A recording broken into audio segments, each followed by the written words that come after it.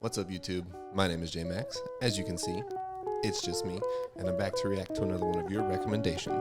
What do we got on deck today? Tim Minchin. Let's go. Yo.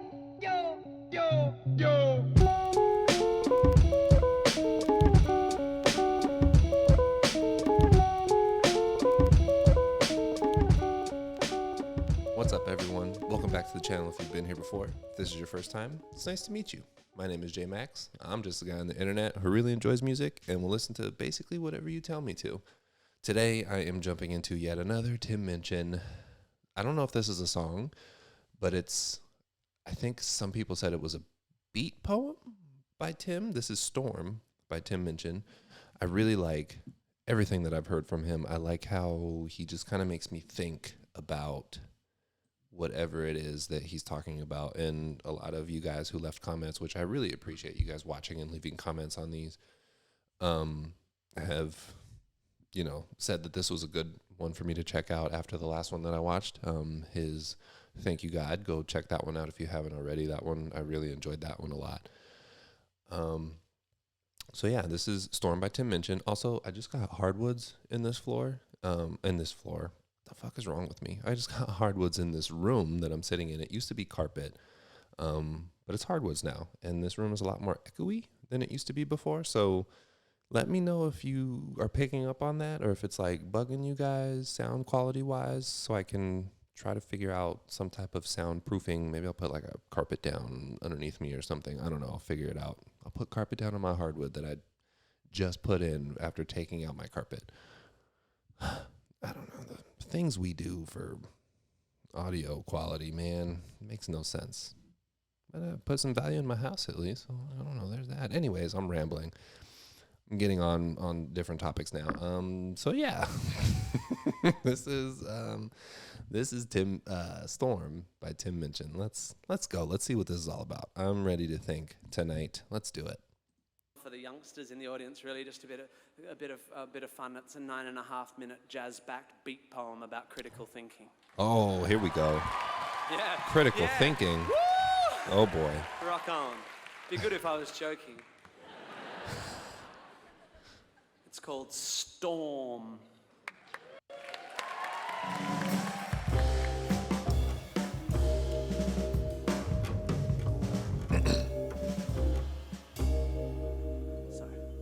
Inner North London, top floor flat, all white walls, white carpet, white cat, rice paper partitions, modern art and ambition. The host's a physician, bright bloke, has his own practice, his girlfriend's an actress. Okay, hold on. Oh, I might need to listen to this a couple times. Okay, hold on. All right, we're in an all-white apartment, white cat, white walls, white carpet, with rice partitions. The guy's a physician, and his wife, I don't know if he said it yet, is something. Let's see. Inner North London, top floor flat, all white walls, white carpet, white cat, rice paper partitions, modern art and ambition. The host's a physician, bright bloke, has his own practice, his girlfriend's an actress, an old mate of ours from home, and they're always great fun, so to dinner we've come. Okay. The fifth guest is an unknown. The hosts have just thrown us together for a favour because this girl's just arrived from Australia and she's moved to North London and she's the sister of someone or has some connection.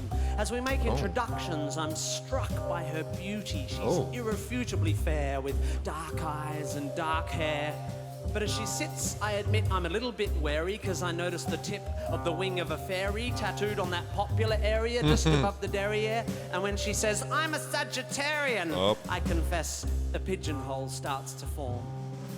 And is immediately filled with pigeon when she says her name is Storm. Conversation is initially bright and light-hearted. That meant something. Or is it foreshadowing? All right. So he's at a dinner party in an all-white apartment in North London with a guy who's a physician. He's clearly with a significant other because he said the fifth guest, but he only introduced the dude and his girlfriend, who is an actress. And then the fifth guest is the girl who moved in from Australia, and she's got a tramp stamp. That's what we call it in the U.S. I don't know if you call it something different in Australia, but All right. Oh my God, I gotta follow this. This is gonna be. Maybe I shouldn't be drinking a beer right now. I should be drinking water for this one. Oh Lord. And when she says, I'm a Sagittarian, I confess a pigeonhole starts to form and is immediately filled with pigeon when she says her name is Storm. Conversation is initially bright and light-hearted, but it's not long before Storm gets started. You can't know anything. Knowledge is merely opinion. She opines over her Cabernet Sauvignon vis-a-vis some unhippily empirical comment made by me.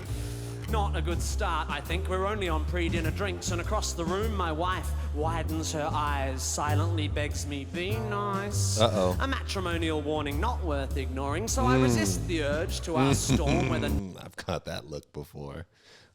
Someone says something stupid, and you just want to, your wife's across the room, she's like, fucking don't. Like, but she's being dumb. Let me put her in her place. The room, my wife widens her eyes, silently begs me, be nice. A matrimonial warning not worth ignoring, so I resist the urge to ask Storm whether knowledge is so loose weave of a morning when deciding whether to leave her apartment by the front door Oh, no. or the window on her second floor. The food is delicious, and Storm, whilst avoiding all meat, happily sits and eats, as the good doctor, slightly pissedly, holds court on some anachronistic aspect of medical history when Storm suddenly insists, but the human body is a mystery. Science just falls in a hole when it tries to explain the nature of the soul. My hostess throws me a glance. She, like my wife, knows there's a chance I'll be off on one of my rare but fun rants, but I shan't. My lips are sealed. I just want to enjoy the meal. And although Storm is starting to get my goat, I have no intention of rocking the boat. Okay. Although it's becoming a bit of a wrestle because like her I love how he goes to take a drink. This is the second time he's like, actually, hold on. meteorological namesake Wait. Storm What did he say? Hold on. enjoy the meal, and although Storm is starting to get my goat, I have no intention of rocking the boat.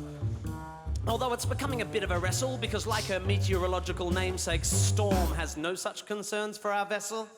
Ooh. Pharmaceutical companies are the enemy. They promote drug dependency at the cost of the natural remedies that all our bodies need. They are immoral and driven by greed. Why take drugs when herbs can solve it? Why use chemicals when homeopathic solvents can resolve it? I think it's time we all return to live with natural medical alternatives. And try as I like, a small crack appears in my diplomacy dike.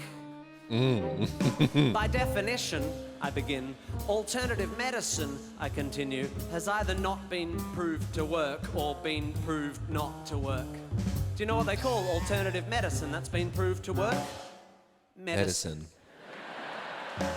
So you don't believe in any natural remedies? On the contrary, Storm, actually, before we came to tea, I took a remedy derived from the bark of a willow tree. A painkiller that's virtually side effect free. It's got a weird name. Darling, what was it again? Masprin? Basprin? Oh yeah, aspirin, which I paid about $1 for down at the local drugstore.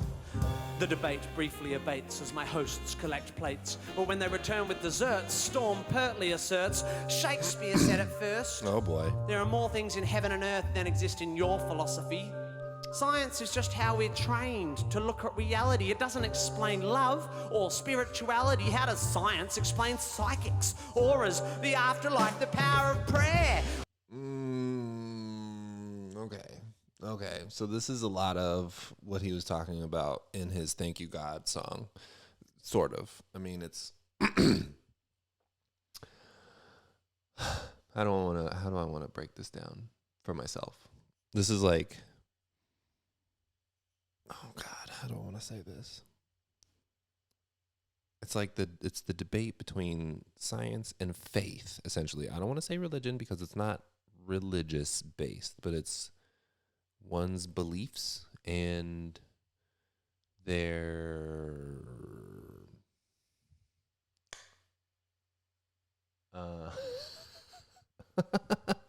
don't know, they're just like their acceptance of things, and when you throw out a bunch of science terms at them, they're like, it doesn't make sense to me, and then they go to the homeopathic natural remedies stuff, which isn't, whatever, teach their own. I'm not here to judge. I'm just noticing a pattern of what he's talking about here. How we're trained to look at reality. It doesn't explain love or spirituality. How does science explain psychics, auras, the afterlife, the power of prayer? I'm becoming aware that I'm staring. I'm like a rabbit suddenly trapped in the blinding headlights of vacuous crap. Maybe it's the Hamlet she just misquaffed, or the 6th glass of wine I just quaffed, but my diplomacy diet groans, and the asshole held back by its stones can be held back no more. Look, Storm, sorry, I don't mean to bore you, but there's no such thing as an aura. Reading auras is like reading minds, or tea leaves, or star signs, or meridian lines. These people aren't plying a skill. They're either lying or mentally ill. Same goes for people who claim they can hear God's demands, and spiritual healers who think they've got magic hands. By the way, why do we think it's okay for people to pretend they can talk to the dead? Isn't that totally fucked in the head? Lying to some crying woman whose child has died and telling her you're in touch with the other side? I think that is fundamentally sick. Do we need to clarify here that there's no such thing as a psychic? What are we, fucking two? Do we... Wait, he's popping off right now. Jesus, hold on. Do we need to clarify here that there's no such thing as a psychic? What are we, fucking two? Do we actually think that Horton heard a who? Do we still believe that Santa brings us gifts, that Michael Jackson didn't have facelifts? Are we still so stunned by circus tricks that we think the dead would want to talk to pricks like John Edward? Okay, he said a lot. He just said a whole bunch. Okay, I don't disagree with anything he's saying, but I mean, someone said it in a comment on, I think, the last video that I posted, the Thank You God video, where it's like, there are things that I just can't logically explain, or I don't personally have enough expertise in the subject matter to offer a logical explanation as to why it's happening. So when he's talking about psychics and talking to the dead or spirits or people on the other side or whatever, they say that they can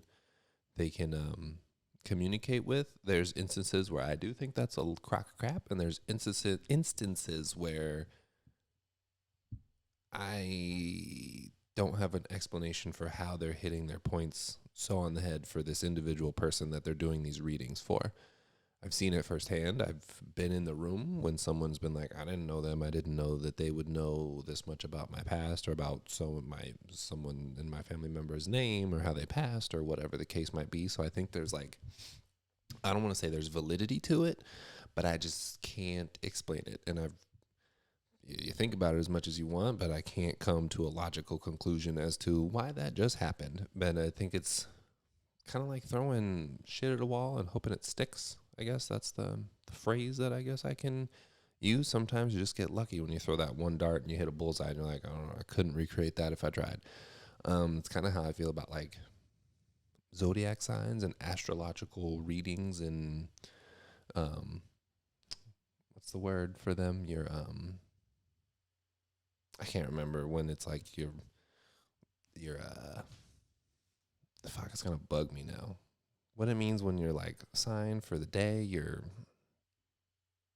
anyways, I think that stuff's just a crock of junk. And if you tell someone who's like, for instance, I know my star sign is a Libra, but I also know that if you tell me certain traits from other signs, I could be like, oh, that sounds like me. So it's like cool that I can categorize myself as something, but I don't really subscribe to any of those astrology things. I had an ex who was super, super into it, and that's like how she lived her life, and I kind of have learned a lot through her, but I always kind of was like, I'll let you kind of do your own thing and just, keep that to yourself. But anyways, I'm ranting. Let's continue to see what Tim is talking about. By circus tricks that we think the dead would want to talk to pricks like John Edward. Storm, to her credit, despite my derision, keeps firing off cliches with startling precision, like a sniper using bollocks for ammunition. You're so sure of your position, but you're just closed-minded. I think you'll find that your faith in science and tests is just as blind as the faith of any fundamentalist. Wow, that's a good point. Let me think for a bit. Oh, wait, my mistake. That's absolute bullshit. Science adjusts its views based on what's observed. Faith is the denial of observation so that belief can be preserved. I like that. What did he say? Science adjusts its views based on what's observed. Faith is the denial of observation to maintain what's perceived. I forget the exact quote, but I really like what he just said. That was really good. Science adjusts its views based on what's observed. Faith is the denial of observation so that belief can be preserved. If you show me that, say, homeopathy works, then I will change my mind. I will spin on a fucking dime. I'll be as embarrassed as hell, yet I will run through the streets yelling, "It's a miracle! Take physics and bin it! Water has memory! And whilst its memory of a long-lost drop of onion juice seems infinite, it somehow forgets all the poo it's had in it." You show me that it works and how it works, and when I've recovered from the shock, I will take a compass and carve fancy that on the side of my cock. Ooh.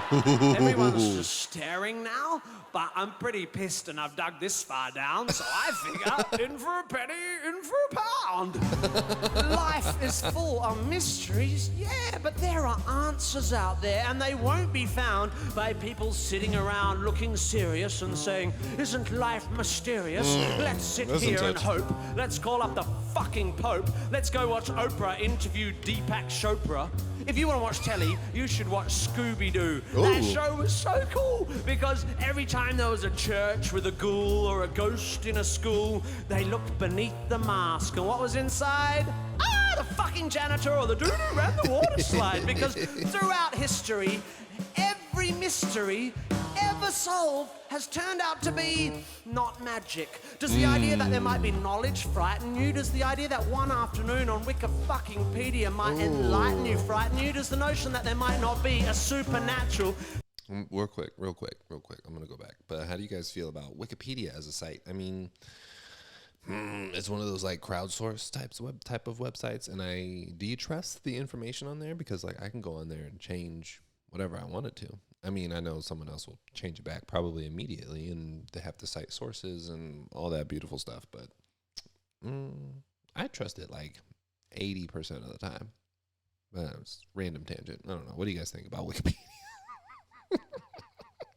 Random question in my head. Does the idea that there might be knowledge frighten you? Does the idea that one afternoon on Wikipedia might enlighten you frighten you? Does the notion that there might not be a supernatural? So blow your hippie noodle. They'd rather just stand in the fog of your inability to Google. Ooh. Isn't this enough? Just this world? Just this beautiful, complex, wonderfully unfathomable natural world? How does it so fail to hold our attention that we have to diminish it with the invention of cheap man-made myths and monsters? Fuck, I like that. If you're so into your Shakespeare, lend me your ear. To gild refined gold, to paint the lily, to throw a perfume on the violet is just fucking silly. Or something like that. What about Satchmo? I'll see trees of green, red roses too, and fine. If you wish to glorify Krishna and Vishnu in a post-colonial, condescending, bottled up and labeled kind of way, then whatever, that's okay. But here's what gives me a hard on. I am a tiny, insignificant, ignorant bit of carbon. I have one life, and it is short and unimportant. But thanks to recent scientific advances, I get to live twice as long as my great-great-great-great-uncles and aunts. Twice as long to live this life of mine. Twice as long to love this wife of mine. Twice as many years of friends and wine, of sharing curries and getting shitty at good-looking hippies with fairies on their spines and butterflies on their titties. Oh.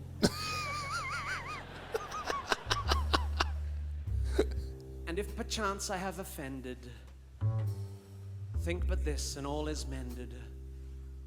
We'd as well be 10 minutes back in time for all the chance you'll change your mind. Ooh.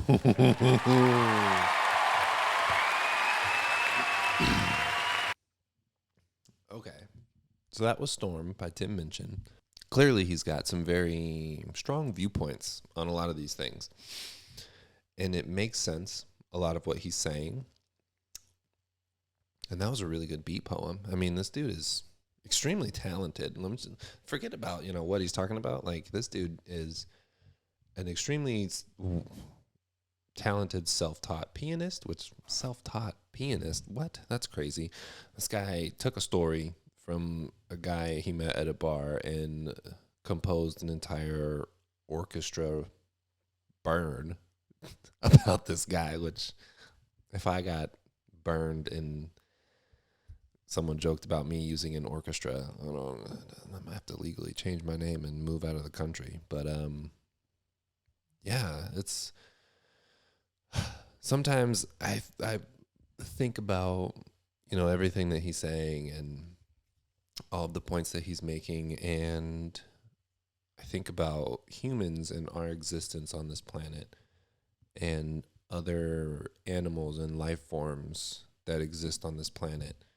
And I know that we'll never know what, like, a monkey or a dolphin, what's like the next smartest animal. Is it a dolphin? I know pigs are known to be extremely intelligent, but like, we'll never know what their thoughts are because we can't communicate with them.